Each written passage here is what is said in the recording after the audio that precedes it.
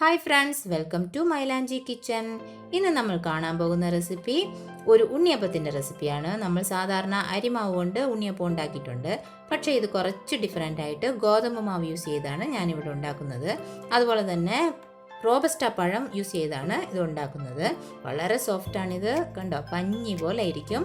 ഇതെങ്ങനെയാണ് പ്രിപ്പയർ ചെയ്യുന്നതെന്ന് നമുക്ക് വീഡിയോയിൽ നോക്കാം. ഇതിനായിട്ട് ഒരു പാൻ ആദ്യം അടുപ്പത്ത് വെച്ച് അതിലേക്ക് 2 കപ്പ് ശർക്കര ഞാനിവിടെ പൊടിച്ചു വെച്ചിട്ടുണ്ട്. ഇത് ചേർത്ത് കൊടുക്കാം. ഇപ്പം ഇതിൻ്റെ കൂടെ തന്നെ ഒരു 1/2 കപ്പ് വെള്ളം ചേർത്ത് കൊടുക്കാം. ഇതിപ്പോൾ നല്ലപോലെ ശർക്കര ഉരുകി വരട്ടെ, അതുവരെ നമുക്ക് വെയിറ്റ് ചെയ്യാം.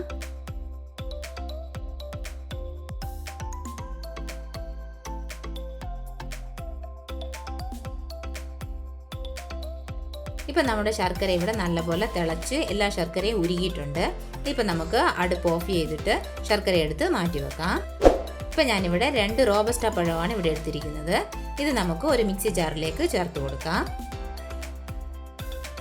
ഇതിൻ്റെ തൊലി എടുത്ത് മാറ്റിയിട്ട് നമുക്ക് കത്തി കൊണ്ട് ചെറിയ ചെറിയ പീസാക്കി നമുക്ക് മിക്സി ജാറിലേക്ക് ചേർത്ത് കൊടുക്കാം.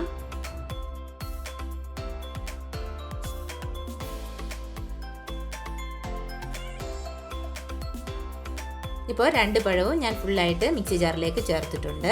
ഇതിപ്പോൾ നല്ല പേസ്റ്റ് പോലെ നമുക്ക് അരച്ചെടുക്കണം. ഇതുപോലെ നല്ല പേസ്റ്റായിട്ട് അരച്ചെടുത്ത് ഇത് മാറ്റി വെക്കാം.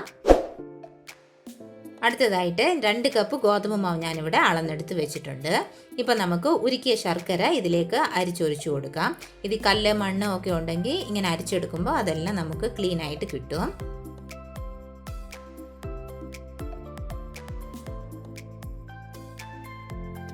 ഇപ്പോൾ ഇതിനോടൊപ്പം നമ്മൾ അരച്ചു വെച്ചിരുന്ന പഴമും ചേർത്ത് കൊടുക്കാം. നല്ല പേസ്റ്റ് പോലെ അരച്ച പഴമും ചേർത്ത് കൊടുക്കാം.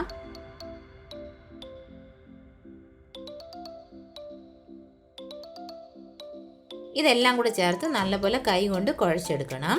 ഇത് ഒരുപാട് വെള്ളം ചേർക്കരുത്. ഇപ്പോഴേ നമ്മൾ കുഴച്ച് വരുമ്പോൾ ആവശ്യത്തിന് വേണമെങ്കിൽ വെള്ളം ഒഴിച്ചു കൊടുക്കാം.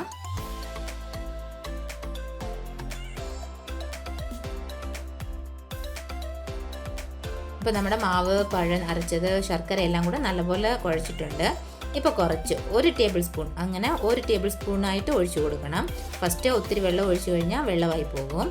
ഇപ്പോൾ ഇത്രയും കട്ടിയിൽ കുഴച്ചിട്ടുണ്ട്. ഇതും പോരാ, ഇനി കുറച്ചുകൂടി 1 ടേബിൾ സ്പൂൺ കൂടി വെള്ളം നമുക്ക് ഒഴിച്ചു കൊടുക്കാം. ഇതിപ്പോൾ ഒന്നുകൂടി നല്ലപോലെ കുഴച്ചെടുക്കാം.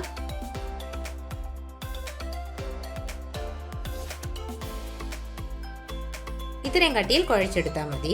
നമ്മളിപ്പോൾ ഇതിന് ലൂസാക്കണം. ഉണ്ണിയപ്പം ചുട്ടെടുക്കുമ്പോൾ ഇതിൽ കൂടുതൽ ലൂസാകണം. പക്ഷേ ഇപ്പോൾ ഇത്രയും മതി. ഇങ്ങനെ നമുക്ക് കുഴച്ചെടുത്ത് വെക്കണം.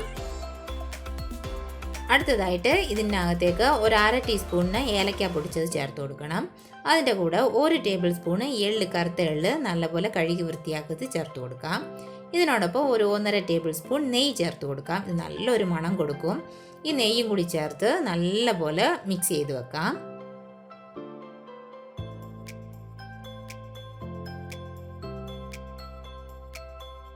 ഇപ്പോൾ ഇതെല്ലാം നല്ലപോലെ മിക്സ് ആയിട്ടുണ്ട്. ഇനി നമുക്കിത് ഒരു അരമണിക്കൂറത്തേക്ക് അടച്ചു വെച്ച് റെസ്റ്റ് ചെയ്യാൻ വെക്കാം. ഇപ്പോൾ അരമണിക്കൂർ ആയിട്ടുണ്ട്. നമുക്ക് തുറന്ന് നോക്കാം. ഇപ്പം നമ്മുടെ വച്ചിരുന്ന അളവിനേക്കാളും കുറച്ചൊന്ന് പൊന്തി വന്നിട്ടുണ്ട്. മാവ് ഒത്തിരി പുളിച്ചിട്ടൊന്നുമില്ല, ലൈറ്റായിട്ടൊന്ന് പൊന്തി വന്നിട്ടുണ്ട്. ഇപ്പോൾ നമുക്ക് കുറച്ചുകൂടി വെള്ളം ഒഴിച്ച് ഇതൊന്നുകൂടി ഒന്ന് ലൂസാക്കി എടുക്കാം. ഇപ്പോഴും ആദ്യമേ ഫസ്റ്റ് ഒരുപാട് വെള്ളം ഒഴിക്കരുത്, കുറച്ചായിട്ട് ഒഴിക്കണം. 1 ടേബിൾ സ്പൂണായിട്ട് ഒഴിച്ച് നമുക്കിത് ലൂസാക്കി എടുക്കാം.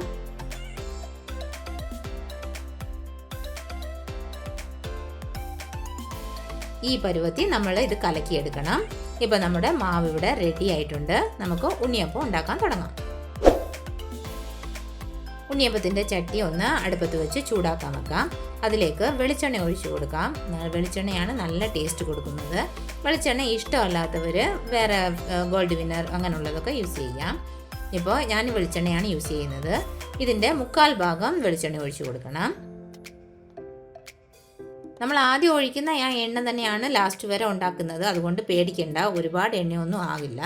ഇപ്പോൾ നമുക്ക് എണ്ണ ഫുള്ള് ഒഴിച്ചു കൊടുക്കാം. എണ്ണ ഒഴിച്ച് നല്ലപോലെ ചൂടാകട്ടെ.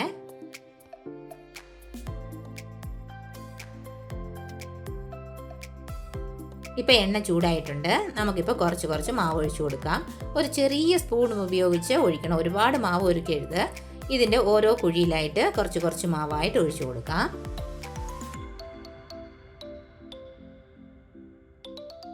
ഇപ്പോൾ എല്ലാ കുഴിയിലും മാവ് ഒഴിച്ചിട്ടുണ്ട്. നമ്മളെല്ലാം ഒഴിച്ച് വരുമ്പോഴത്തേക്കും ആദ്യം നമ്മൾ ഒഴിച്ചത് കറക്റ്റായിട്ട് വെന്തിരിക്കും. അത് നമുക്ക് തിരിച്ചു കൊട്ട് കൊടുക്കണം. ഒരു ഫോർക്കോ അല്ലെങ്കിൽ ഒരു കമ്പിയോ എന്തെങ്കിലും ഒന്ന് യൂസ് ചെയ്ത്, പപ്പടം കുത്തി ഏതെങ്കിലും യൂസ് ചെയ്ത് എല്ലാം തിരിച്ചും മറിച്ചും ഇട്ട് നല്ലപോലെ ബ്രൗൺ കളർ ആവുന്നത് വരെ നമ്മളിത് ഫ്രൈ ചെയ്തെടുക്കണം.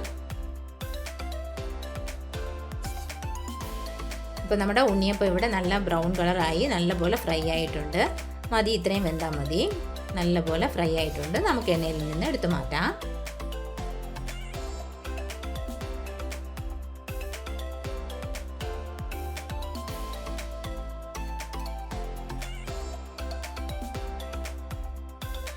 എല്ലാ ഉണ്ണിയപ്പവും എടുത്ത് മാറ്റിയിട്ടുണ്ട്. ഇപ്പോൾ ബാക്കിയുള്ള മാവും ഇതുപോലെ തന്നെ നമുക്ക് ഒഴിച്ച് ചുട്ടെടുക്കാം.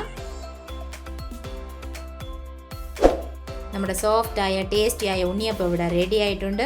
ഇത് മറക്കാതെ നിങ്ങൾ വീട്ടിലെല്ലാവരും ട്രൈ ചെയ്ത് നോക്കണം. ഇതിൻ്റെ ഫീഡ്ബാക്ക് എനിക്ക് കമൻറ്റിൽ പറയണം.